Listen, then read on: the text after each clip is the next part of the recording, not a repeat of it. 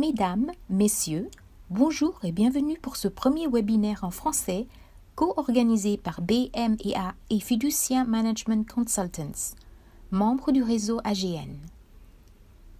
La présentation d'aujourd'hui portera sur le sujet « Développer votre activité en Chine, nouvelle entité ou acquisition, quelles sont vos options ?» La Chine est un pôle d'attraction pour bon nombre de sociétés françaises aujourd'hui. L'idée de ce webinaire est donc de vous éclairer sur les types de structures légales, mais également sur le processus de due diligence dans le cas d'une opération d'acquisition. Nous avons aujourd'hui avec nous deux intervenants de qualité. Côté France, Emmanuel Conjard, associé responsable de l'activité transaction au sein du cabinet BMEA à Paris. Emmanuel a plus de 20 ans d'expérience en audit et conseil et s'est spécialisé dans le domaine des due diligence et dans l'assistance à la cession d'entreprises pour le compte de fonds d'investissement et de sociétés industrielles ou de services. Côté Chine, avant de laisser la parole à nos intervenants, je souhaiterais vous présenter brièvement BMEA et Fiducia.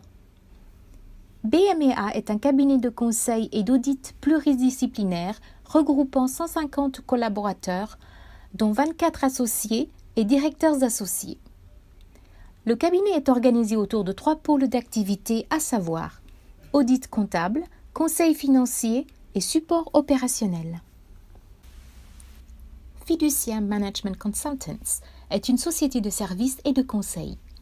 Fondée en 1982, le groupe compte 120 personnes réparties sur 4 bureaux à Hong Kong, Shenzhen, Shanghai et Pékin. Fiducia accompagne ses clients internationaux dans leur expansion en Asie et offre des services de sous-traitance et de mise en conformité, ce qui inclut la création et la gestion financière, RH et commerciale de sociétés à Hong Kong et en Chine. Fiducia dispose également d'un pôle d'experts en conseil spécialisé à la fois sur la théorie et la pratique.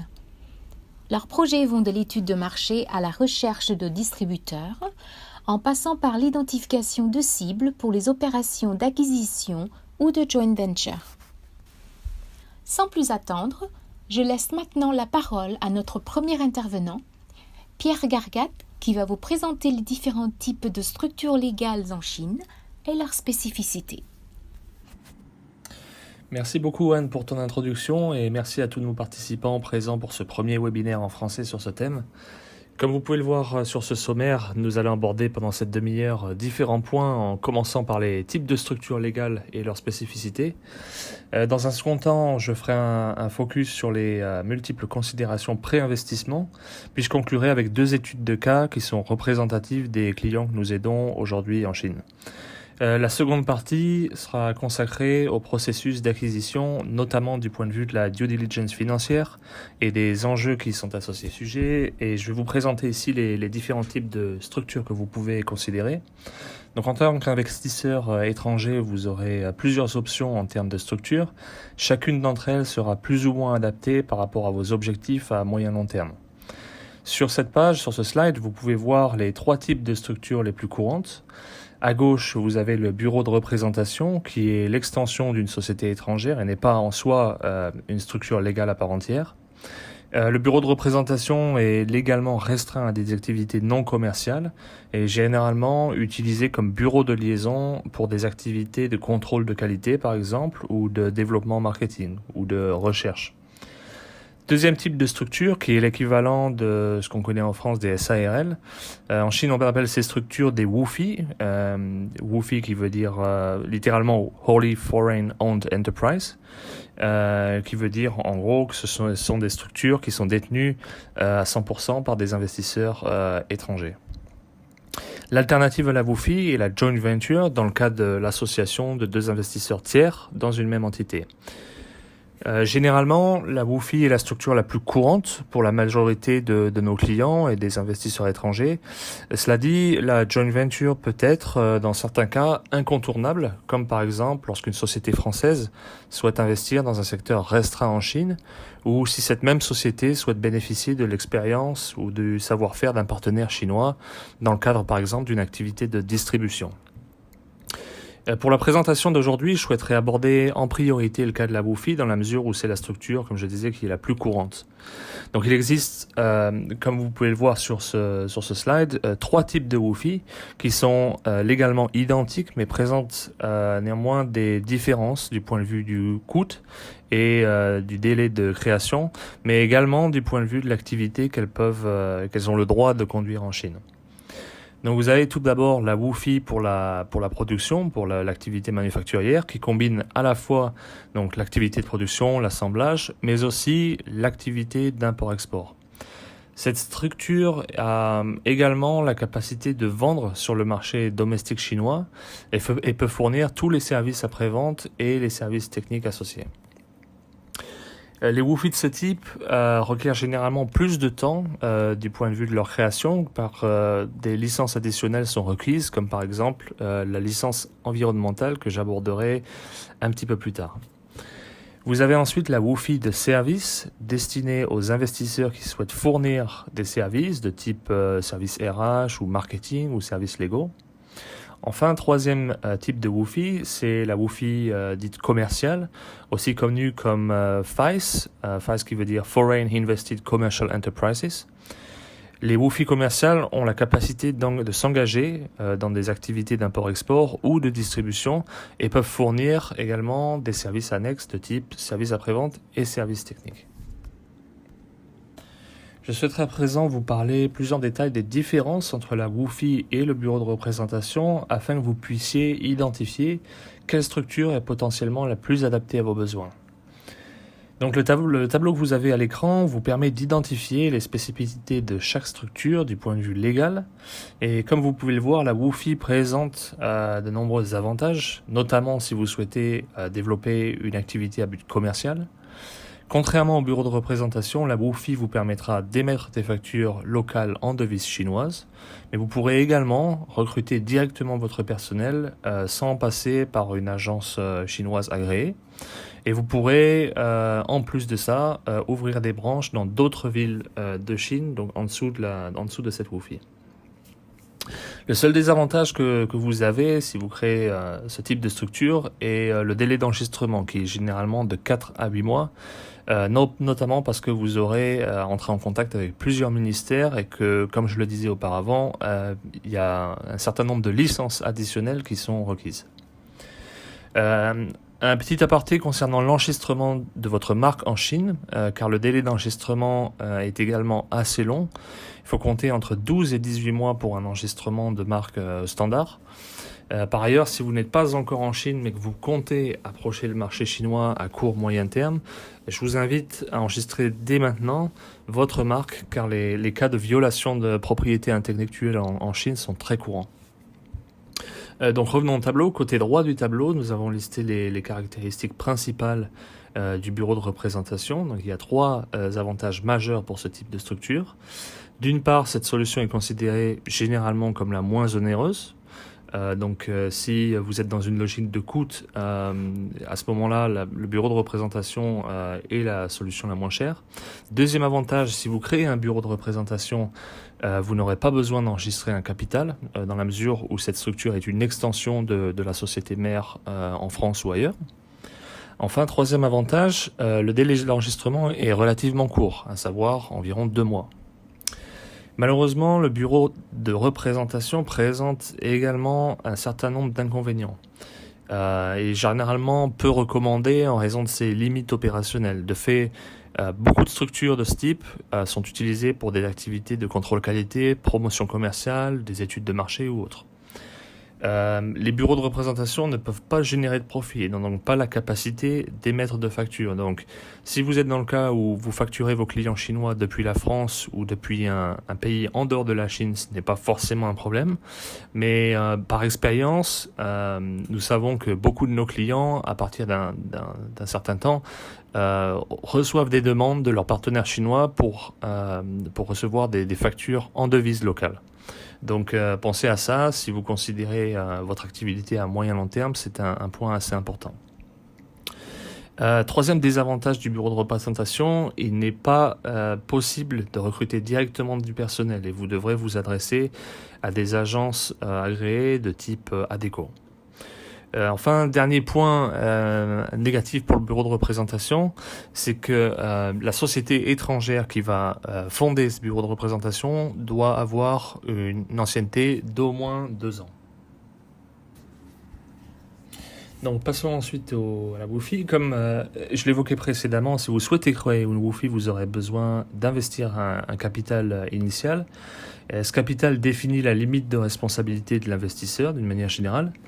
Beaucoup de nos clients nous demandent à quelle hauteur investir, dans la mesure où le minimum requis a été aboli en mars 2014. Malgré cela, les autorités imposent toujours un minimum qui varie en fonction non seulement du type de WOFI, mais également en fonction de l'industrie et de la province en Chine où vous souhaitez vous établir. Cela dit, la partie la plus délicate est d'évaluer correctement et dès le départ le montant à investir, afin d'éviter de devoir réinvestir rapidement par la suite. Si le capital émis est trop faible, réinjecter des fonds peut s'avérer assez complexe et chronophage. À l'inverse, si vous injectez un capital trop important, vous ferez également face à des difficultés si vous souhaitez rapatrier vos fonds hors de Chine. Autre point critique à considérer est celui du taux d'imposition, car les WOFI et les bureaux de représentation sont taxés différemment. Même si les bureaux de représentation ne sont pas soumis à l'impôt sur les bénéfices, dans la mesure où ils n'ont pas d'activité commerciale, ils sont néanmoins taxés car on considère, enfin la Chine, les autorités chinoises considèrent que leur activité participe à générer un profit en dehors de Chine. De fait, le bureau de représentation est généralement taxé sur la base de ses coûts opérationnels, en général à un taux de 10 à 11%. En conclusion, je dirais qu'il n'y a pas de structure plus ou moins bonne. Tout dépend en fait de votre projet. Généralement, le bureau de représentation est commandé et recommandé pour les sociétés qui ont la certitude de ne jamais avoir à facturer un client depuis la Chine ou qui sont dans un type d'activité qui ne requiert pas en fait d'émission de facture. À l'inverse, la WOFI sera plus adaptée pour les investisseurs qui souhaitent développer leur activité commerciale en Chine à moyen terme. Sachez, quoi qu'il en soit, que le bureau de représentation ne peut être converti en WOFI et que le coût en temps et en capital d'un changement de structure, si vous souhaitez passer d'un bureau de rep à une WOFI, est assez important. Donc je vous invite à considérer votre stratégie sur le court, mais aussi sur le moyen et long terme. La plupart de nos clients, généralement, optent pour la WOFI, même dans le cas d'une activité non commerciale, notamment en raison de l'exposition fiscale des bureaux de représentation. Je souhaiterais maintenant partager avec vous les différentes considérations et actions préliminaires si vous souhaitez enregistrer votre WOFI en Chine. La première d'entre elles, c'est celle de la location du bureau. En Chine, avoir un contrat de location ou être propriétaire d'un bureau est nécessaire avant même l'enregistrement de votre société. Une erreur courante à éviter, il n'est pas possible de partager une adresse avec une autre société. La règle, c'est une société, une adresse. Donc votre contrat de location doit être d'une durée d'au moins 1 an et doit être incorporé à votre dossier, à votre demande d'enregistrement. Généralement, une solution intéressante, c'est de louer dans un business center. Le business scope, c'est la deuxième considération. Le business scope, c'est l'éventail de votre activité. En Chine, les sociétés peuvent uniquement s'engager dans les activités listées dans leur business scope. Cela dit, vous aurez la possibilité plus tard d'ajouter des activités à cette liste. Troisième considération, c'est celle du capital. Comme je l'évoquais précédemment, le capital est le montant qui permettra à votre société de subsister jusqu'à ce que votre activité soit bénéficiaire. Il y a deux choses importantes à noter concernant le capital. La première, c'est qu'il n'est pas nécessaire de transférer l'intégralité du capital en une fois. Cela dit, l'étalement des paiements doit être précisé dans vos articles d'association et date que vous devrez bien sûr prendre en compte. La deuxième précision importante concernant le capital, c'est qu'il n'est pas sujet à impôt en Chine. C'est donc considéré comme la façon la plus simple et la moins coûteuse de transférer des fonds. Passons maintenant à une autre considération. Lorsque vous souhaitez créer votre WOFI, c'est celle des fonctions hiérarchiques au sein de la société. Donc il y a plusieurs fonctions et personnes à nommer afin de définir votre structure. Cela dit, dans l'intérêt du temps, je vais faire un focus principalement sur le représentant légal. Le représentant légal, c'est la personne qui va représenter la société vis-à-vis des autorités locales et qui engage donc sa responsabilité vis-à-vis d'elles. Il n'est pas nécessaire pour le représentant légal d'être chinois ni d'être résident en Chine. Cela dit, être présent régulièrement afin de vérifier la conformité du statut et de l'activité de la société est important dans la mesure où cette personne, comme je le disais, engage sa responsabilité. Autre considération, c'est l'enregistrement pour les sociétés d'import-export. Les sociétés qui souhaitent faire de l'import-export en Chine doivent demander au préalable une licence auprès du ministère de l'Industrie et du Commerce et doivent recevoir l'autorisation des autorités douanières. La demande prend généralement 5 semaines. C'est une des raisons pour lesquelles créer une WOFI commerciale prend généralement plus de temps. Notez qu'il y a également certaines catégories de produits pour lesquels vous aurez besoin d'autorisations complémentaires, comme par exemple les produits de santé destinés aux cliniques ou aux hôpitaux. Je vous propose maintenant de passer dans une partie plus pratique avec 2 études de cas. Donc la première de ces études de cas, c'est comment créer des branches commerciales pour la distribution au grand public, par exemple. Beaucoup de nos clients nous demandent comment ouvrir des magasins en Chine. La procédure est relativement assez simple et consiste à créer dans un premier temps une WOFI commerciale, puis à enregistrer des branches commerciales dans les districts ou les villes de votre choix. Le délai d'enregistrement d'une branche commerciale est d'environ 2 mois et peut être plus court en fonction des villes où vous souhaitez vous établir. La branche devra louer un local commercial à part entière dans un centre commercial ou un espace réservé à cet effet. Vous n'aurez pas besoin d'investir de capital supplémentaire dans la mesure où la branche est dépendante de la WOFI commerciale que vous aurez créée au préalable. En cela, la branche commerciale n'est pas une entité légale à part entière. Sur ce slide, le schéma que vous avez à l'écran est la structure typique de nos clients qui se trouve dans ce cas de figure. Comme vous pouvez le voir en bas à gauche de l'écran, les branches ont un certain degré d'autonomie, elles peuvent recruter leur personnel, elles peuvent émettre des factures et font leur propre reporting fiscal auprès du bureau des taxes où elles se trouvent. Autre cas que je souhaiterais partager avec vous aujourd'hui, c'est celui de la WOFI pour l'activité manufacturière. Comme je l'évoquais précédemment, enregistrer ce type de structure prend davantage de temps, notamment en raison des licences à obtenir au préalable. Je souhaiterais maintenant mettre en avant plus particulièrement le rapport d'évaluation sur l'impact environnemental. Comme vous le savez peut-être, les règles en matière d'environnement en Chine sont devenues beaucoup plus strictes depuis les réformes de 2017. Et vous pouvez voir sur ce slide que les pénalités et les inspections sur Shanghai ont nettement augmenté ces dernières années. Donc, beaucoup de nos clients ont eu des difficultés à obtenir leur licence environnementale, notamment dans les zones proches des grandes villes, car beaucoup affectées par la pollution. Donc si vous souhaitez créer votre WOFI en Chine, j'aurai 2 conseils à partager avec vous. D'une part, renseignez-vous sur les règles environnementales dans la province ou le district où vous souhaitez vous établir. Et d'autre part, assurez-vous que le rapport environnemental que vous allez fournir est fiable. Vous vous exposez à des risques si vous oubliez de mentionner certains process de production et vous vous exposez dans le pire des cas à une fermeture temporaire ou permanente de votre usine. Sur ces mots, je passe la parole à Emmanuel qui va vous parler des processus d'acquisition d'une entreprise qui est l'alternative à la création d'une filiale. Oui, merci Pierre. En effet, si l'option retenue pour s'implanter en Chine est de réaliser l'acquisition d'une société locale, il faut être conscient que de l'initiation du projet à la signature du contrat d'acquisition et à l'intégration dans le groupe acquéreur, il y a un certain nombre d'étapes, un certain nombre d'actions à réaliser pour l'acquéreur comme pour le vendeur d'ailleurs. Alors si on rentre un petit peu dans le détail, tout commence par une phase préliminaire issue d'une réflexion stratégique qui va déboucher sur un choix d'aller en Chine. Là, la priorité à ce moment-là, c'est d'identifier des cibles potentielles qui répondent à ces objectifs stratégiques. Alors là, il y a un panel assez large d'intermédiaires, banques d'affaires, conseils en fusion-acquisition qui permettent de réaliser cette identification et d'atteindre les premiers contacts. Une fois ces premiers contacts réalisés, l'objectif va être d'échanger des premières informations et d'émettre une offre indicative ou letter of intent qui va définir les contours suivant lesquels l'acquéreur potentiel est prêt à réaliser l'acquisition en fonction de l'information qu'il connaît. Si cette offre est acceptée par le vendeur, on va pouvoir passer au cœur du sujet qui est la phase de due diligence qui va permettre de répondre à un certain nombre d'objectifs. La phase de due diligence, c'est une analyse assez large de la cible, donc une analyse qui peut être financière, juridique, fiscale, système d'information, commercial, enfin voilà, tous les sujets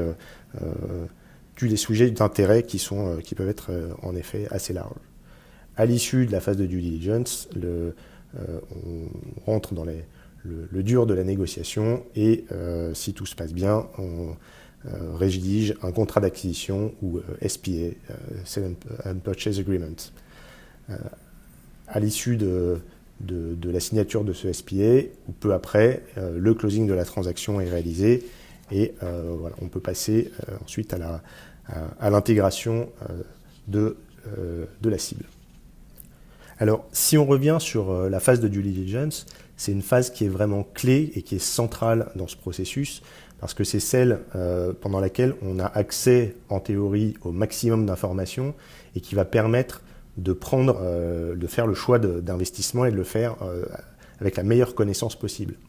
Et donc, les trois enjeux clés de cette phase sont tout d'abord de valider cette fameuse thèse d'investissement, ce fameux objectif stratégique, et très rapidement d'être capable de dire est-ce que ce qu'on cherche dans la cible qu'on envisage d'acheter, on a de bonnes chances de le trouver.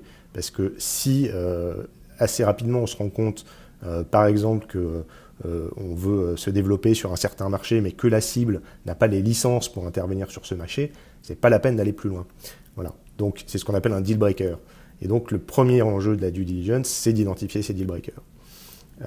Et puis plus largement de confirmer que la thèse d'investissement est valide et est présente et est confirmée par la cible.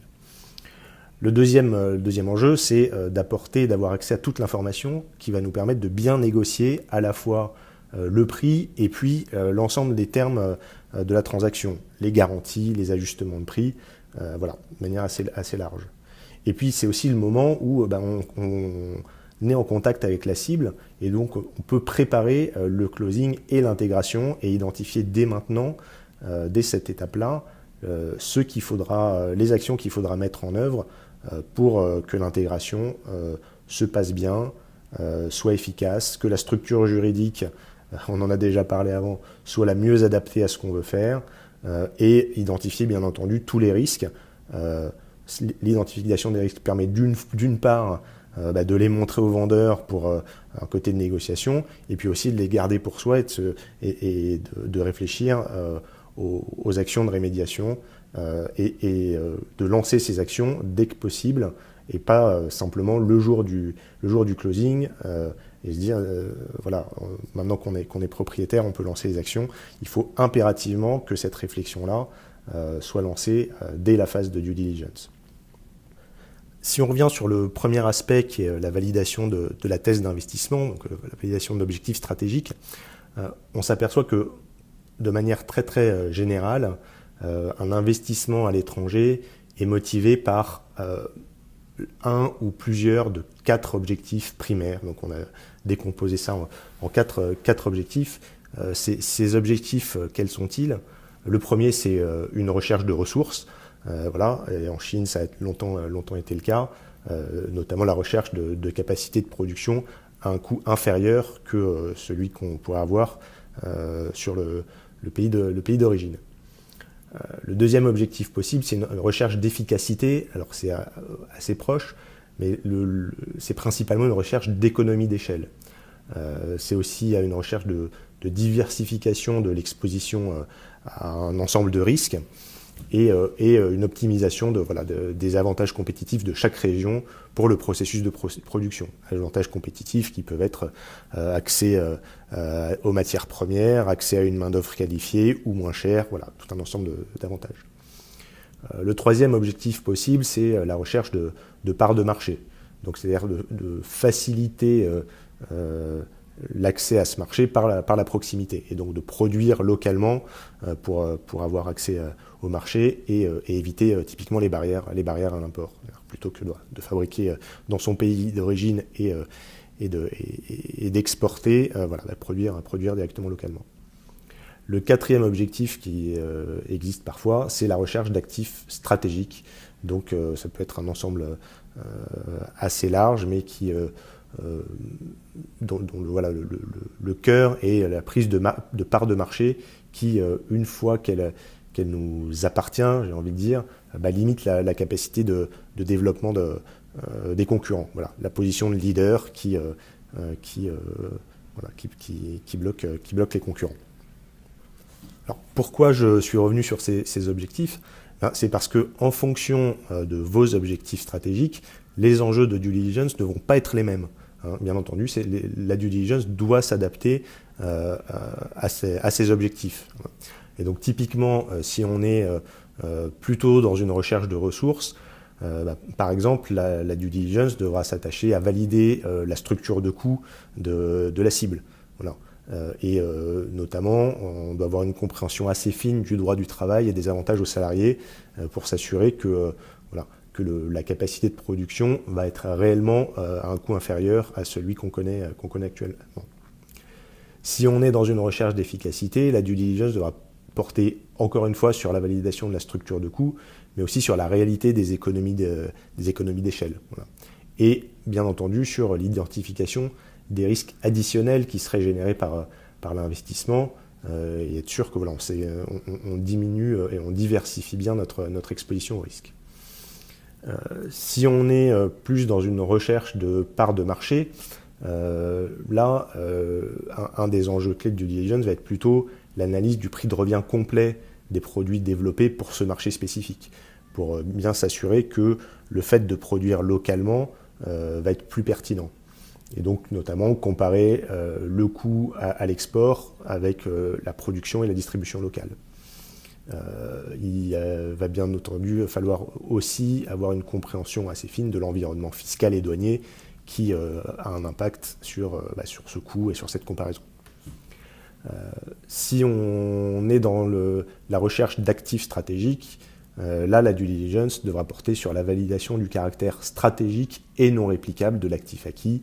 Alors effectivement, ça peut être des droits de propriété réels, de la propriété intellectuelle, des parts de marché, des licences, voilà, tout un ensemble de choses qui confirment que l'actif qu'on est en train d'acquérir est bien stratégique et va bien pouvoir nous conférer notre position dominante. Voilà. En synthèse, la phase de due diligence est une phase qui est vraiment centrale et clé et qui ne doit absolument pas être standard et qui doit s'adapter impérativement aux enjeux de chaque acquisition, de ses impératifs stratégiques et de la vision de l'acquéreur. Merci Emmanuel, merci Pierre. Nous avons reçu de nombreuses questions sur le sujet. Afin de respecter notre timing, j'en ai sélectionné 2. La première est pour vous, Emmanuel. Un intervenant nous demande quelle est la durée théorique du projet d'acquisition depuis l'identification de la cible jusqu'à la finalisation de l'opération. Oui, alors la durée d'un projet d'acquisition est une question qui revient assez fréquemment et notamment de la part d'investisseurs néophytes qui sont très pressés de réaliser leur acquisition. Néanmoins, comme vous l'avez vu, il y a un certain nombre d'étapes il faut pas les brûler. Il faut bien profiter de l'opportunité présentée par chaque phase Et en général, j'ai envie de dire, il faut être capable de se projeter dans un calendrier on va dire de 12 à 18 mois entre les premiers contacts et le closing. Quand on est dans des cultures différentes telles que la France et la Chine, ça peut même aller au-delà. Voilà. Merci Emmanuel. Une autre question, cette fois-ci pour Pierre. Hong Kong représente-t-elle une bonne alternative pour les sociétés qui souhaitent approcher le marché chinois? Merci Anne de partager cette question avec nous. En effet, Hong Kong est une porte d'entrée historique pour les investisseurs étrangers qui souhaitent approcher le marché chinois et présente encore aujourd'hui de nombreux avantages. Beaucoup de nos clients utilisent Hong Kong généralement comme bureau régional pour des activités de trading ou des activités de sourcing. En termes d'avantages, Hong Kong est une ville qui est d'abord géographiquement très bien située, à la fois proche de la Grande Baie, Shenzhen, Guangzhou, Macao, mais aussi proche des autres pays d'Asie du Sud-Est comme l'Indonésie, le Vietnam ou la Thaïlande. Hong Kong, c'est également une ville qui est anglophone et ça facilite grandement la communication, notamment lorsqu'on parle de gestion d'entreprise. Et enfin, gros avantage important, c'est que les bénéfices tirés des activités commerciales sont taxés à partir de 8,25% jusqu'à 16,5%. Donc fiscalement parlant, c'est une ville qui est également très intéressante. Mais au final, choisir Hong Kong plutôt que Shanghai, Pékin ou Shenzhen dépendra également de votre projet dans la région. Si votre objectif c'est par exemple de vendre aux consommateurs chinois, vous aurez probablement plus d'avantages à vous établir directement en Chine. À l'inverse, si vous souhaitez créer un bureau de sourcing ou un bureau de distribution B2B pour l'Asie, utiliser Hong Kong s'avère également être une excellente solution opérationnelle. Merci à tous les deux pour cette présentation très intéressante. Je rappelle à tous nos participants que Pierre et Emmanuel seront à votre disposition le 17 avril prochain au bureau de BMEA à Paris pour une séance de consultation et je vous invite à les contacter par courriel pour réserver un créneau. Merci à tous et à très bientôt pour un prochain webinaire.